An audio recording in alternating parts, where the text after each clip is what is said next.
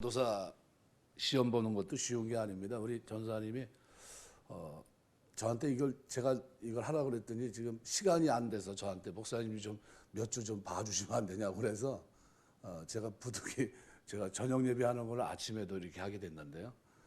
이제 이게 뭐 내는 게 있습니다. 기간 내에 뭐 이렇게 뭐 논문이고 뭐 이렇게 다 내야 돼요. 시간은 한정돼 있고 그래야 6월달에 강도사 고시가 있습니다. 이게 접수를 해야 되거든요. 근데 시간은 뭐 교회 생활하니까 바쁘고 하니까 목사님 이게 좀 준비하는 것도 제가 시간을 그거보다 할애하기가 굉장히 힘듭니다. 그래서 내가 그래서 2주 제가 세 번째 주는 제가 또 일이 있어서 나가야 돼요. 회의가 있어서 나가야 돼요. 그래서 이번 주하고 다음 주는 그래서 시편 23편을 가지고 제가 한번 생각해 보려고 합니다. 아마 그 이후에는 아마 시간이 되는 대로 그래서 아마 강도사 고시 보기 전에는 또 약간 시간이 또 시험을 앞두고 또 몇 주 있을 거예요. 그러면 제가 또 다른 성경을 가지고서 본문을 가지고 또 이렇게 하려고 합니다. 자, 오늘 읽은 이 말씀은요. 임마누엘 교회 이은철 목사님 같은 경우는 1년을 강의했어요. 시편 23편을 가지고. 뭐 이렇게 할 말이 많을까? 여호와는 나의 목자시니 내게 부족함이 없으나 그 3주 했더라고요. 그거 3주. 그 이후로 어떻게 뭐 우리가 6절뿐이 안 되는 그 내용을 1년 했다고 한번 생각해 보세요. 그 듣는 사람도 어지간하고 하는 사람도 어지간하신 분이 그런 것 같습니다. 그 정도로 이 시편 23편은 굉장히 의미가 있습니다. 미국 정신의학과에서 닥터들이 정신질환자가 오면은 처방전을 내립니다. 처방을 내리는데 이렇게 처방을 내려요. 어떻게 처방 내리냐면 이런 식으로 시편 23편 처방전 내용물이 뭐 23편이에요. 하루에 5번 이상 먹을 것, 시도 때도 없이 먹을 것 해가지고 시간을 정해놓고 묵상하라는 겁니다. 이 23편이 정신적으로 문제가 있는 사람들이 읽으면서 평안을 누릴 수 있는 그리고 회복될 수 있는 이것이 임상 실험 결과로도 나타났다고 합니다. 그만큼 시편 23편은 우리가 묵상할 때 기도할 때뿐만 아니라 고난 중에도 여러분이 묵상해야 될 제일 중요한 겁니다. 저는 중학교 2학년 때 시편 23편 외워버렸어요. 그 이후로 지금까지 기도할 때마다 씁니다. 인용하고 조용히 묵상할 때도 23편 묵상해요. 23편이 그만큼 좋습니다. 여러분 기도하면서 얼마나 은혜가 되는지 모릅니다. 23편을 보면요 너무 힘이 나요. 그래서 시편의 나이팅게일이다 얘기하기도 시편의 진주다 이렇게 얘기도 합니다. 그 많은 시가 있는데 그 가운데 이게 진주라는 겁니다. 23편이. 그만큼 23편은 우리가 보고 묵상해야 될 내용인데 여기서 중요한 거는 여호와가 나의 목자라는 겁니다. 양으로 자신을 비유합니다. 여호와를 목자로 사람을 양으로 비유한 예는 구약성경 여러 곳에 나타납니다. 78편 52절, 80편 1절, 이사야 40장 11절, 예레미야 31장 10절, 에스겔 34장 11절.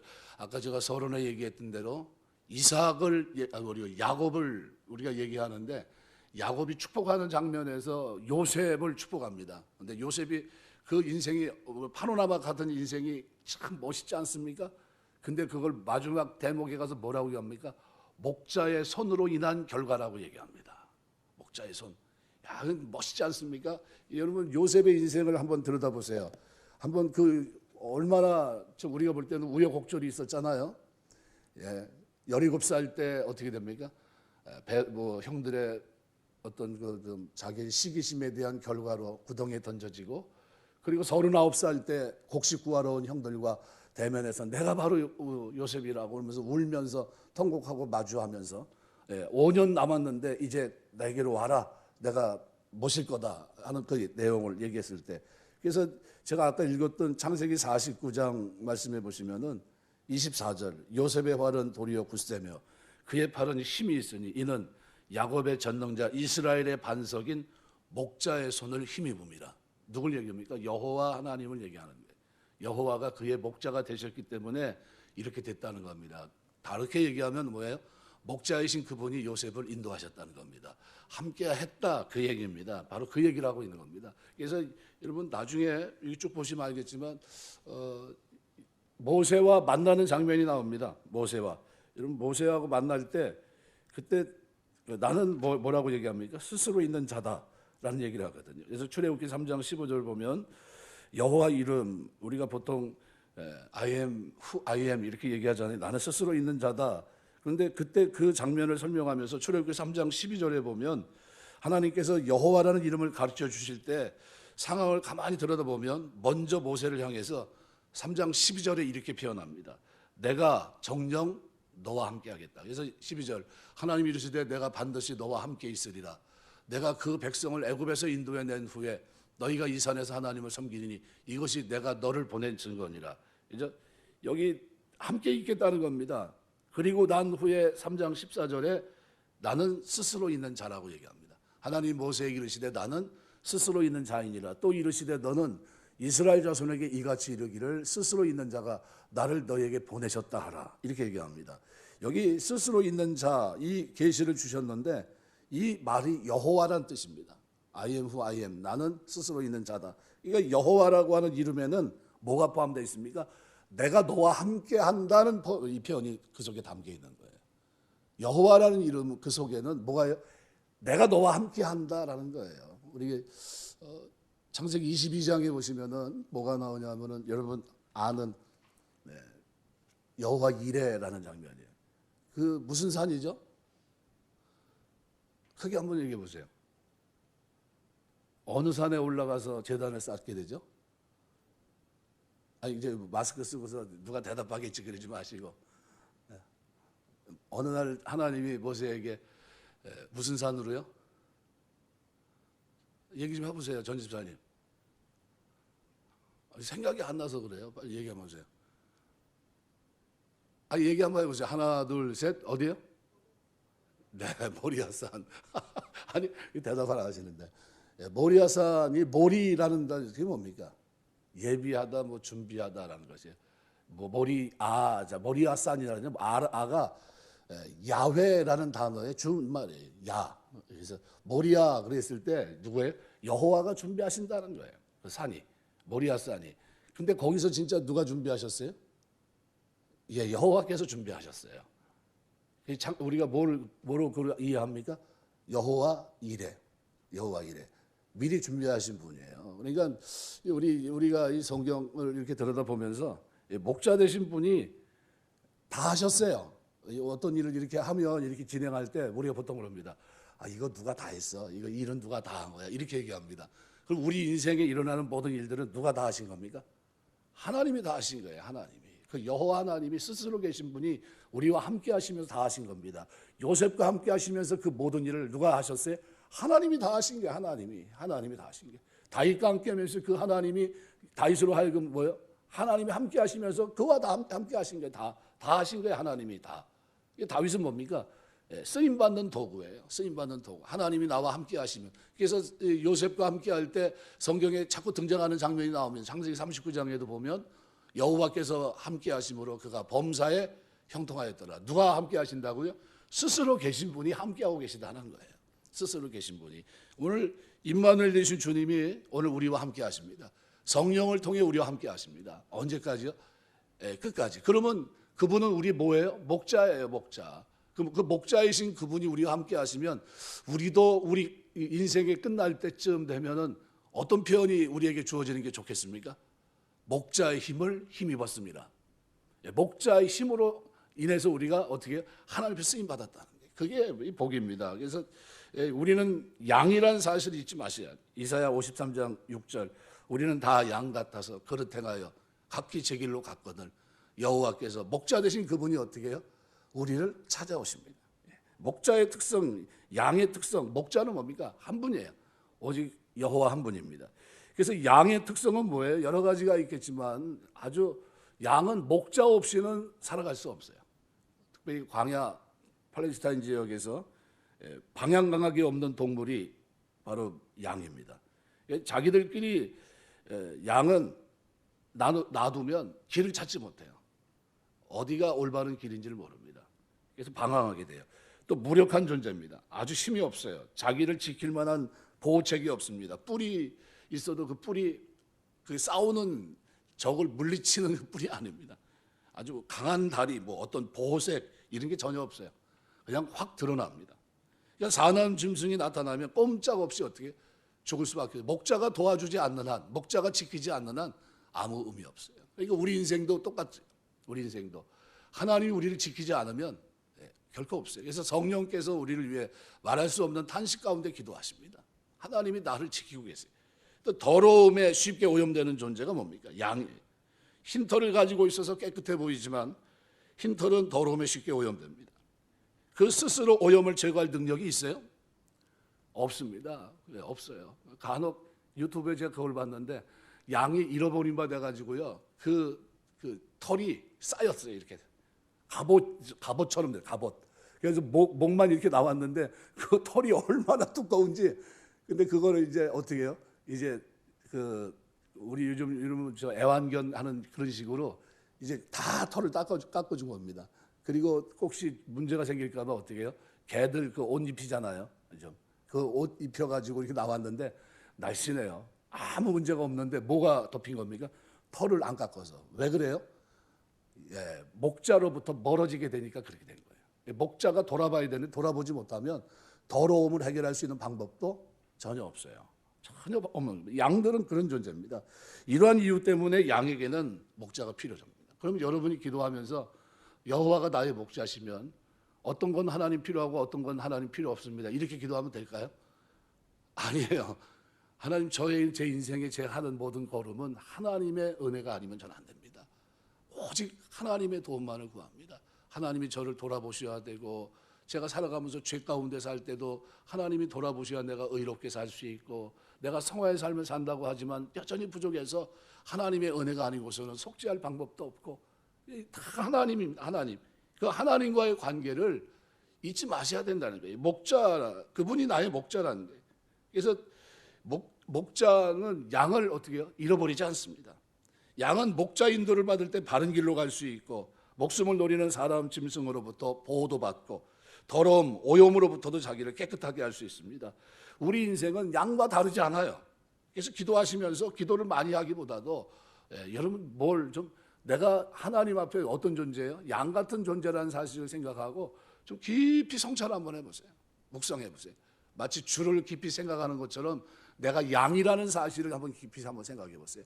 그럼 여러분이 기르는 개 한 마리를 놓고도요 어떻게 키웁니까, 여러분? 해달라는 대로 다 해두잖아요.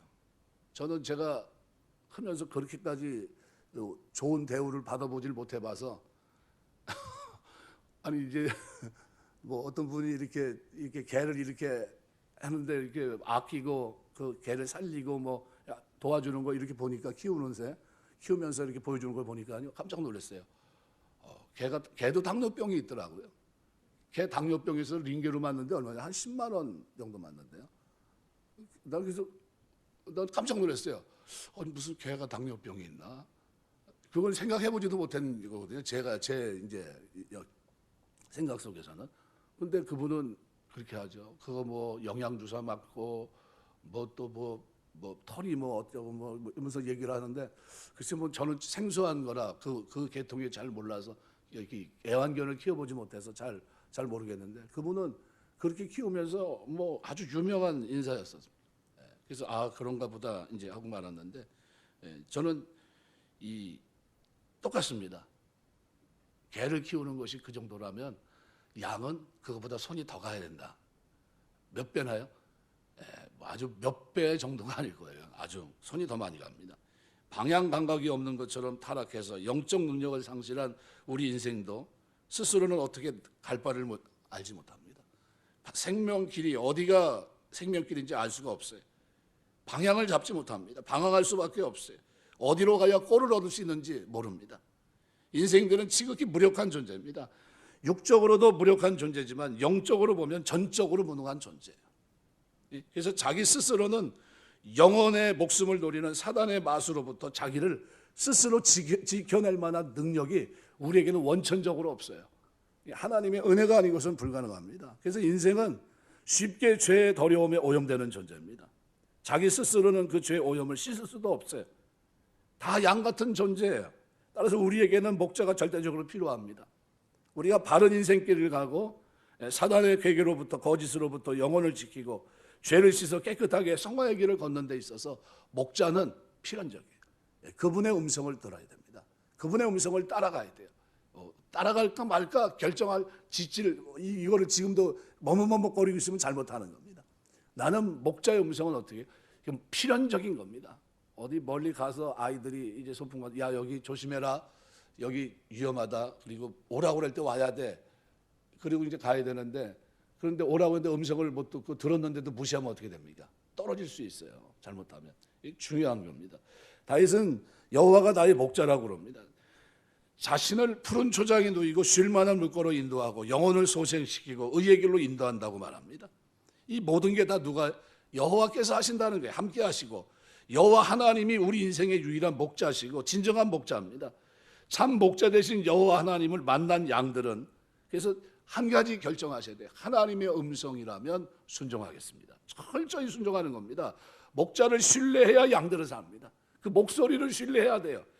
내가 얘기했지만 양들은 시선이 마이너스, 이 시력이요 마이너스 1.0이에요. 마이너스. 그러면 근시 이게 보입니까 안 보입니까? 요 앞에 조금만 지나도 보이질 않아요. 그럼 양들은 현실 세계에 자기 눈에 보이는 현상을 보고 쫓아가는 게 아니에요. 들은 거 가지고 목자 음성 듣고 사는 게 뭡니까? 양이에요. 우리 양이라는 사실을 잊지 마셔야 돼요. 내가 보고 판단하는 게 아니라, 판단은 누가 해요? 목자가 하시는 거예요. 판단은. 왜 전에 어떤 영화를 봤는데 그 영화에 그 깡패 두목으로 나온 사람이 그러더라고요. 뭐라고 얘기냐면, 야 결정은 내가 해. 너희는 그냥 시키는 대로만 해. 이렇게 얘기하더라고요. 결정은 누가 합니까? 주님이 하시는 거예요. 결정은. 그리고 우리는 어떻게 해요? 가라고 하는 길로 가면 돼요. 목자 일로 오라면 글로 가면 되고. 그래서 거룩을 뭐라고 표현합니까? 오라고 하면 오고 가라고 하면 가고 쓰라고 하면 쓰고, 그겁니다. 이게 하나님 말씀이 가라고 하면 가는 거고 서라고 하면 설 수 있어야 돼요. 여호와 하나님 만난 양들은 그래서 그 목자의 음성에 순종합니다. 에스겔 34장 15절 보면, 나주 여호와가 말하노라, 내가 친히 내 양의 목자가 되어 그것들로 누워 있게 할지라. 근데 양들이 누워 있을 수 있는 이유는 어디입니까? 목자가 있기 때문이에요. 양들이 어디 푸른 초장에 누워서 있습니까? 푸른 초장이 어딘지 어떻게 알아요? 찾아가지도 못해요. 우리 집사람 얘기해서 그러는데, 차를 타고서 어디 가다 보면 제가 그럽니다. 난 길눈이 어두워서 잘 모르겠대요. 그런데 분명히 제가 갔는데, 그 다음에 갔는데도 여기도 어디네 처음 와본대요. 근데 그거를 몇 년씩 들어보세요. 한번 몇 년 됐는데, 그때도 분명히 거기 왔는데 몇 년 지났는데 또 그래요. 처음 와봤네. 여기 이런 데가 있었어. 이렇게 얘기해요. 근데 그게 내가 웃으면서도 무슨 생각이냐면, 하나님 앞에 우리가 꼭 이럴 것 같다. 내가 하나님 앞에 서서 하나님 여기 처음 와봤어요. 그럴 것 같아요. 푸른 초장인데, 그죠? 우리가 늘 이제 인도했던 데인데 우리는 맨날 가면서 어떻게 해요? 여기 처음 와본 것 같은데 여기 이런 데가 있었나? 이렇게 얘기해요. 근데 우리도 그럴 것 같아요. 우리도 하나님 앞에, 하나님 매일 인도하시는데, 하나님 여기 처음 와본 것 같아요. 진짜 좋네요. 똑같아요. 하나님 앞에 여러분 우리가 이러고 있는 겁니다. 우리는 목자 앞에 양은 행복한 겁니다.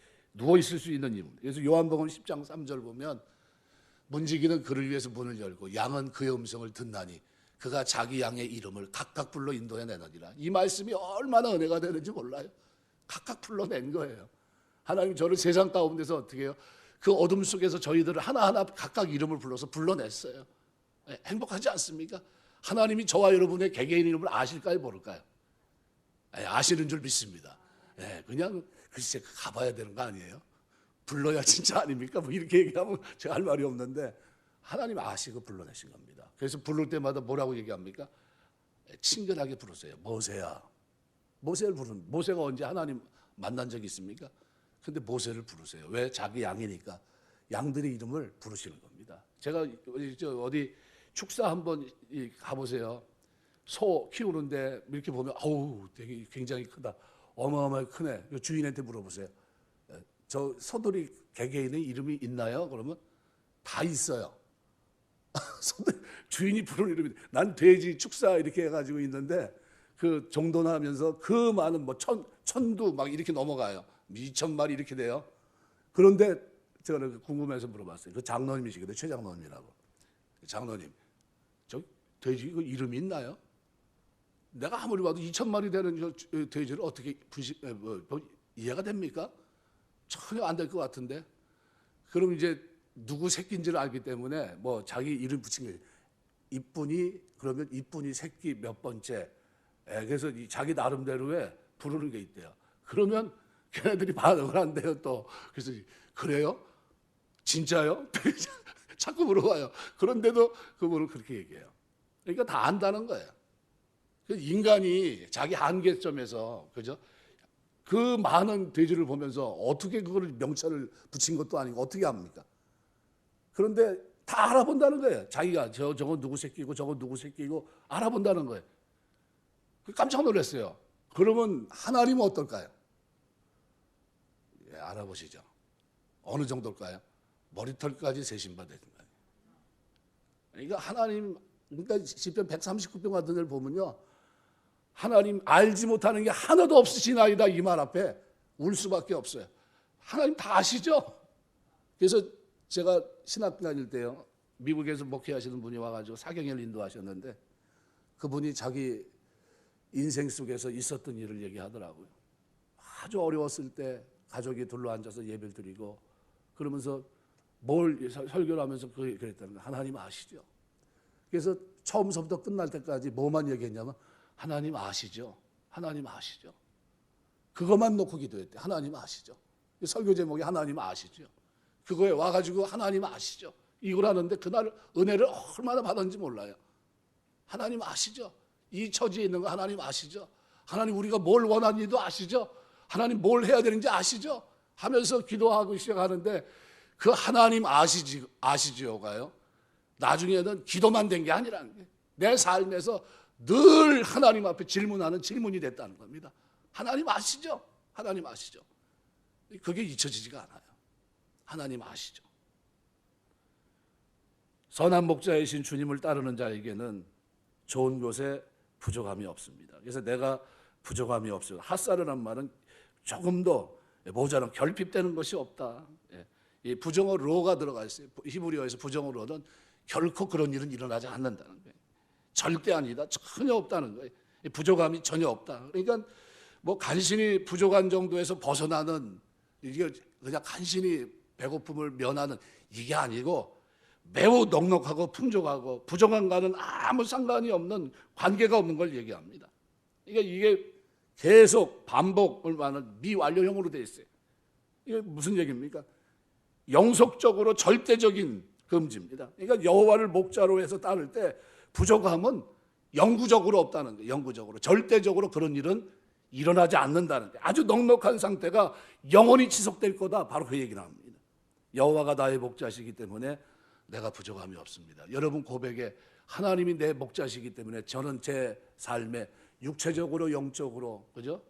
정서적으로 아무 문제가 없을 줄 믿습니다. 이런 고백을 드리고 그런 은혜가 여러분의 삶 속에 신앙생활 속에 넘치게 되시길 주의 이름으로 축원합니다. 시편 34편 9절 10절 보면 너희 성도들아 여호와를 경외하라. 저를 경외하는 자에게는 부족함이 없도다. 젊은 사자는 궁핍하여 줄일지라도 여호와를 찾는 자는 모든 좋은 것에 부족함이 없으리로다. 제가 이 말씀에 제가 또 제 역사가 있습니다. 충현기도원 가가지고 금식한다고 올라가서 다 거니는데 나무에 시편 34편 이 말씀이 다 걸려 있는 거예요. 근데 그걸 다 보면서 그때 제 전도사 때거든요. 주머니에 아무것도 없고 뭐 금식하러 간 사람이 뭐가 있습니까? 굶고 이제 신갈에 살 때인데 이제 다 끝났어요. 은혜도 받고 이제 내려가야 돼요. 내려가야 되는데 아무것도 없잖아요. 아무것도 없는데 그때 기도하면서 그랬어요. 여호와 섬기는 사람들에게 부족함이 없다고 했는데 하나님 갈 길도 막막합니다. 갈 길이 막막해요. 왜? 아무것도 없으니까 가야 될 거 아니에요. 근데 차 한 대 딱 가는데 그분 이제 내보내왔어요. 어디로 가시냐고 그랬더니 이쪽으로 간다는 거예요. 혹시 태워줄 수 있냐 그랬더니 태워준다고. 그래서 거기서부터 집에까지 이렇게 오는데 우연한 일은 일어납니까? 안 일어납니까? 그날 또 그 전에는 눈이 와가지고 기도원에서 내려갈 사람도 없고 했는데 그때 내려오는데 진짜 은혜가 되더라고요. 젊은 사자랑 궁핍하여 줄일지라도 여호와를 찾는 자는 모든 좋은 것에 부족함이 없어요. 이게 가슴에 다 와닿는데요. 진짜 뭐 세상 부러울 게 하나도 없고요. 너무 좋은 거예요. 너무 좋은 거예요. 예. 하나님 여러분에게 그런 은혜를 베푸시기 주의 이름으로 축원합니다. 이 다윗이 경험한 게 뭡니까? 이게 시편 34편은 말 그대로 미친 채하고 살았던 그 장면입니다. 그 하나님이 자기의 목자가 되셔서 이렇게까지 도우시는구나 깨달은 거예요. 적진에서도 미친 채하고 나를 번뜩이는 지혜도 기도할 때 주셨고, 하나님 경외하는 자에게 목자 되신 분이 이렇게까지 도우시는구나 하는 걸 그가 알았을 때 어떻게 해요? 젊은 사자는 궁핍에 줄일지라도 여호와를 찾는 자에게는 모든 좋은 것에 부족함이 없다. 이거를 그가 깨달은 거예요. 진짜 내 인생의 최고구나. 하나님은 내 인생의 목자 되신 그분은 나에게 최고로 해주고 계시구나. 이 상황에서 나에게 최선이 살아나는 건데 그거를 하나님이 하셨구나 하는 걸 생각하면서 지금 얘기, 너희 성도들아 여호와를 경외하라. 여호와를 경외하는 자에게는 부족함이 없다. 젊은 사자는 궁핍에 줄일지라도 여호와를 경외하는 자에게는 모든 좋은 것에 부족함이 없다. 그걸 노래로 시로 만들어 버린 거예요. 너무 좋으니까. 너무 좋으니까. 여러분 목자 되신 하나님 여러분 늘 고백하면서 하시기 주의 이름으로 축원합니다. 이 기도의 첫 머리는 주여 목자 되신 주님이에요. 여호와 아버지 하나님 나와 함께 하신 하나님. 그죠? 여호와 이름 속에 뭐가 담겨 있다고요?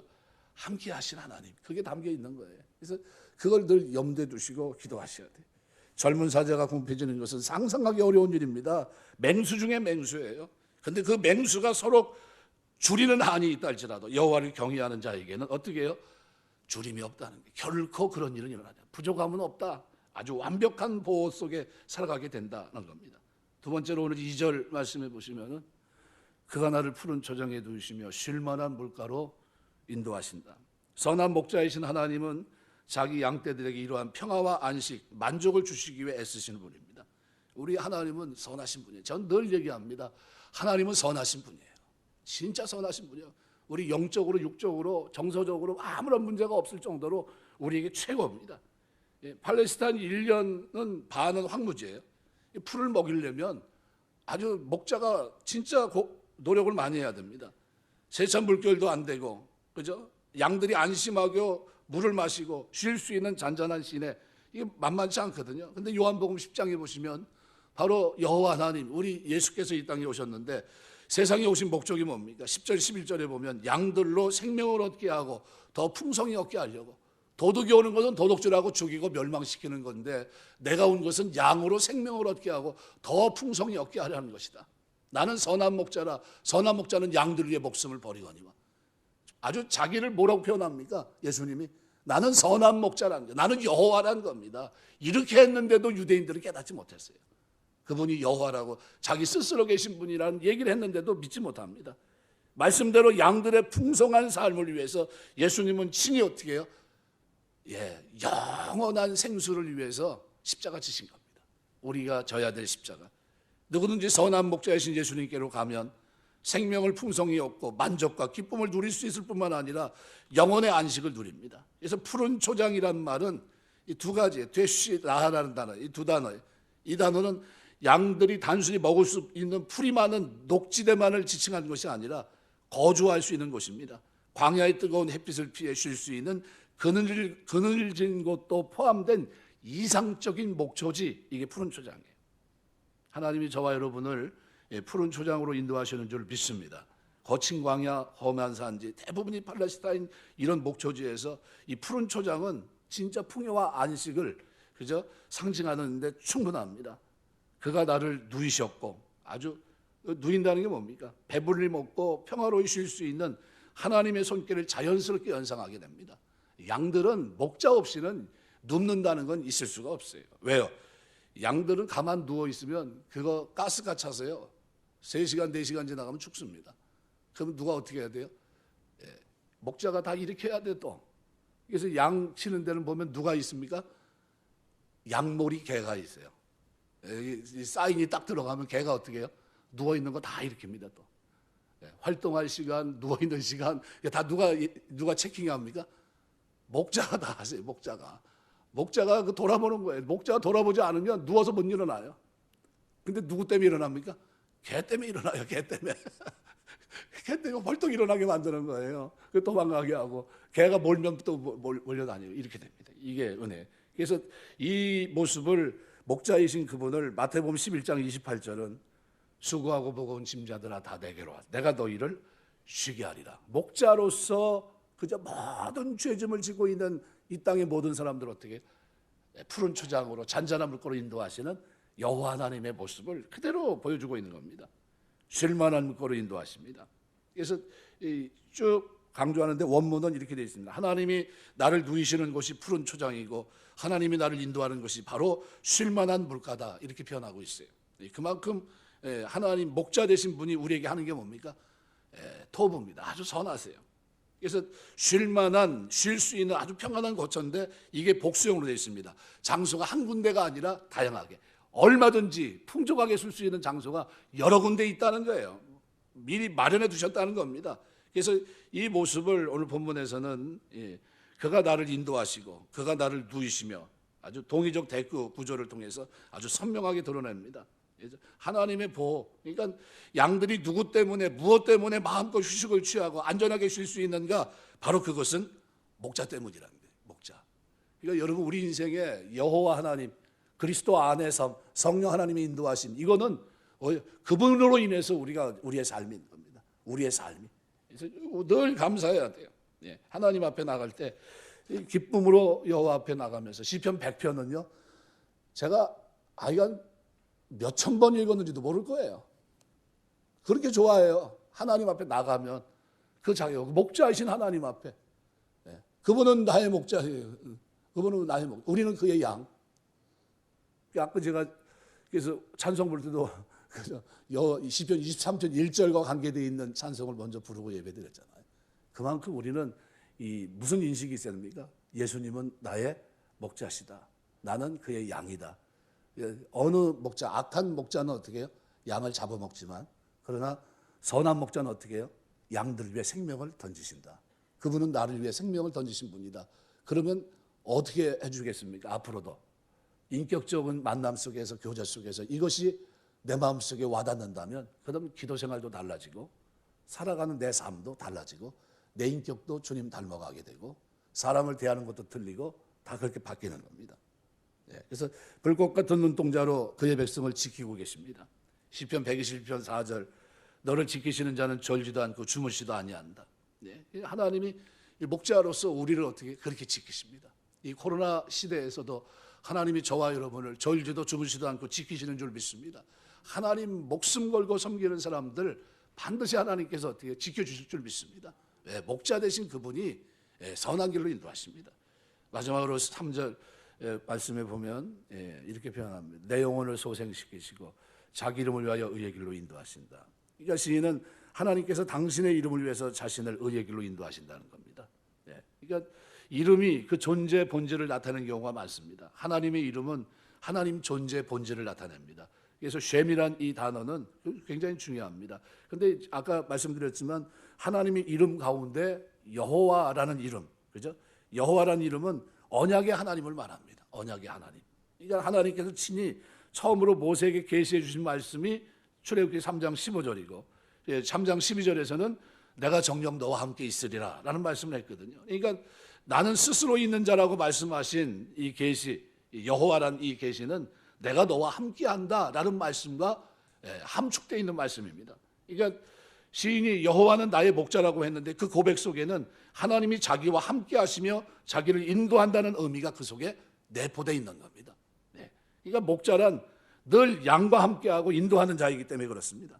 우리가 이 사실을 아는 것은 대단히 중요합니다. 인생길 걷는 동안 지금 나는 나 혼자 걷는 게 아니에요. 목자의 인도 속에 있습니다. 목자와 함께합니다.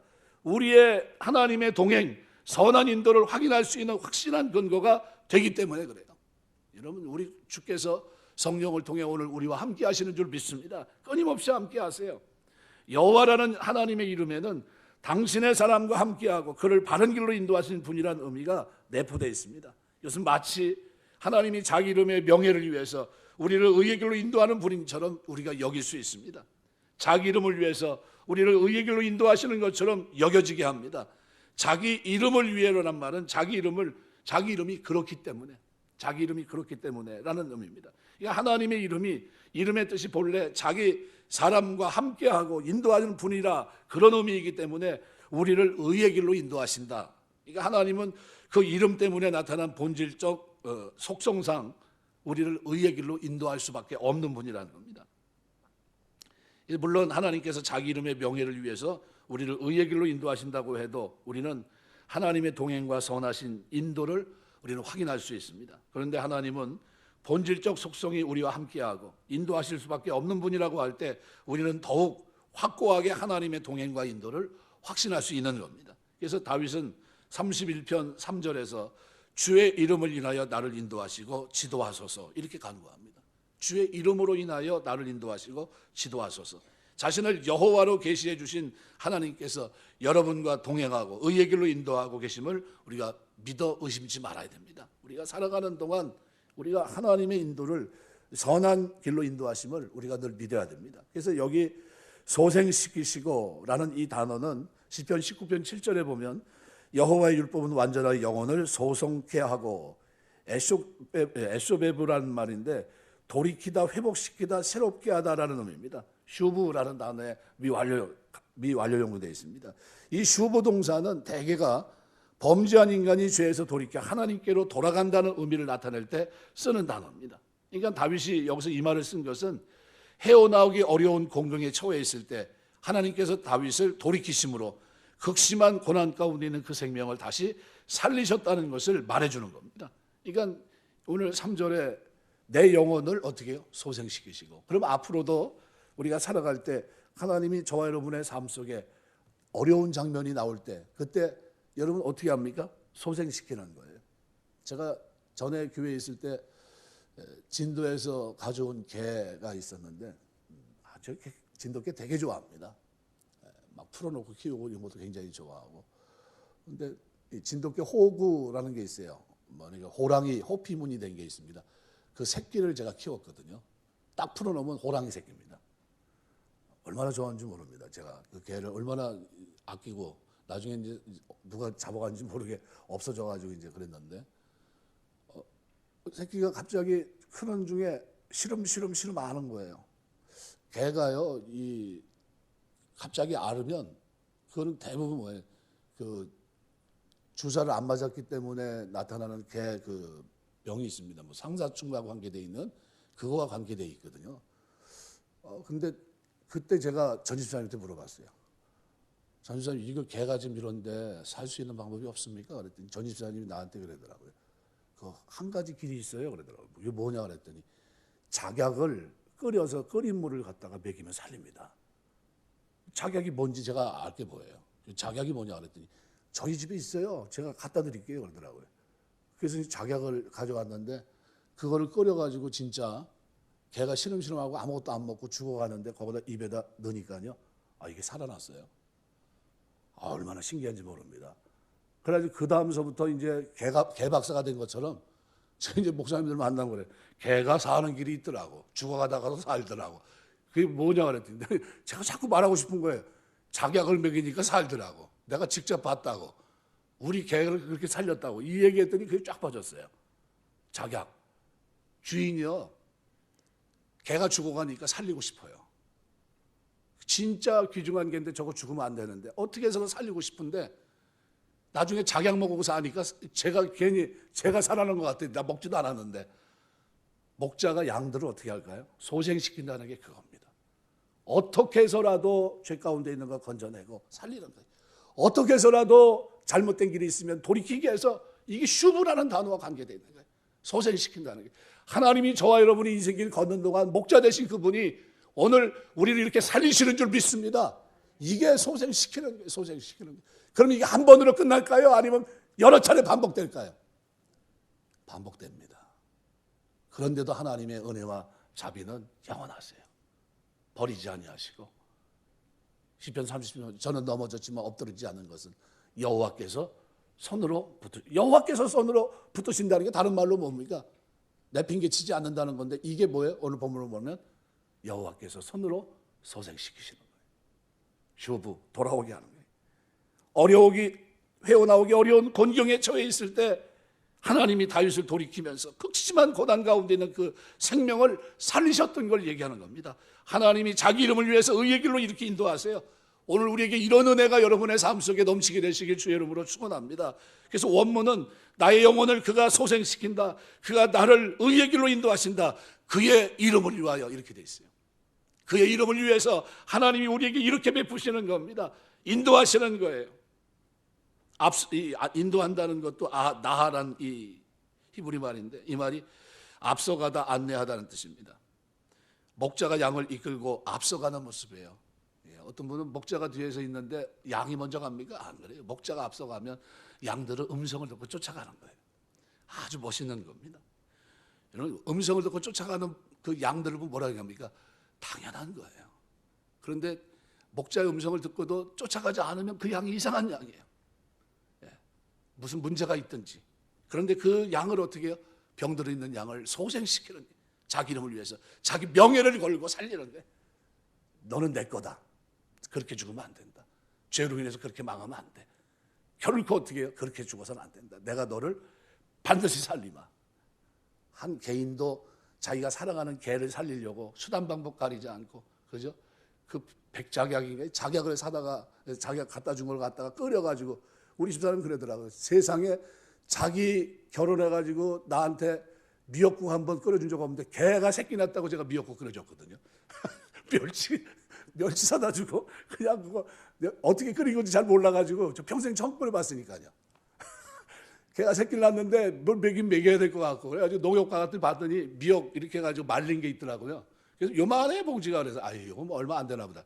모르고 솥에다 그냥 다 집어넣어 버렸어요. 그걸 뜯어가지고 개 줘야지. 근데 이만큼 불어나는데 거기다 끓이는 방법을 모르니까 뭐 어떻게 했냐면 멸치 굵은 거 있잖아요. 뭐 한다 그러죠? 그 국물 내는 그 멸치. 그건 이제 모르는데 그걸 그냥 통째로 확 집어넣어 버렸어요. 집사람 없길래. 그러고서 팍 끓여가지고 갖다 줬더니 개가 하여간 그렇게 좋아하는 건 처음 봤어요. 개 한 마리에 대해서도 그런데 하나님이 저와 여러분을 어떻게 사랑하시겠습니까? 그거 여러분 깊이 생각하셔야 돼요. 하나님 나를 얼마나 사랑할까? 그래서 인격적인 이 관계를 여러분이 신뢰하면 기도 생활도 달라지고 살아가는 것도 달라지고 예배도 달라지고 다 달라지는 겁니다. 그래서 인도하시는데 누가 인도합니까? 다윗이 아니에요. 다윗이 홀로 의를 행한 것이 아니라 하나님이 인도하시고 먼저 의로운 길을 앞서가시기 때문에 의의 길을 갈 수 있다고 말합니다. 의의 길, 이 마을갈 좁은 길이에요. 아무도 가지 않는 길. 그런데 누가 가요? 여호와께서 원하고 여호와께서 앞장서 가니까 그 길을 우리가 쫓아가는 거예요. 내가 볼 때는 이게 힘들어 보이는데, 그런데 나를 인도하시는 목자가 그 길을 걸어가니까 나도 가는 거예요. 그냥 가는 게 아니에요. 우리 스스로 좁은 길 갈까요? 천만에. 알지도 못하고 생각도 없어요. 그런데 그런 인생들을 하나님 붙잡아 주시고 소생시키시고 죄 가운데 회개시키고 성화의 삶을 살면서 하나님이 이 땅에서 그 길을 걷게 하신 거예요. 말씀 맺겠습니다. 그래서 2절 3절은 양 대신, 하나님께서 양 대신 자신의 목자로서 행하시는 바를 네 가지 동사를 통해 나타납니다. 그가 나를 누이시고 인도하시는도다. 소생시키고 인도하시는도다. 교차 대句구조로 되어 있습니다. 다윗은 하나님이 주체가 되고 자신은 객체가 돼서 하나님이 목자로서 얼마나 세심하면서 완전 무결하게 양인 자신을 돌아보시는지를 강조적으로 표현해주고 있는 겁니다. 우리 신앙생활하면서 여러분 마음속에 여호와는 나의 목자십니다 라는 고백, 이것보다 위대한 고백은 없어요. 이것이 깨달아지면 말 그대로 하산해야 되는 겁니다. 세상 말로 도 닦고 다 끝난 겁니다. 하나님 앞에서 그거 깨닫고 나면 그 다음서부터 어떻게 해요? 모든 게 즐거워요. 기쁨이고 모든 게 새롭습니다. 그리스도 안에 새로운 겁니다. 그런 은혜가 여러분의 삶 속에 목자 되신 주님 만난 그 삶이 즐겁게 신앙생활이 기쁨이 되시길 주의 이름으로 축원합니다. 기도하겠습니다.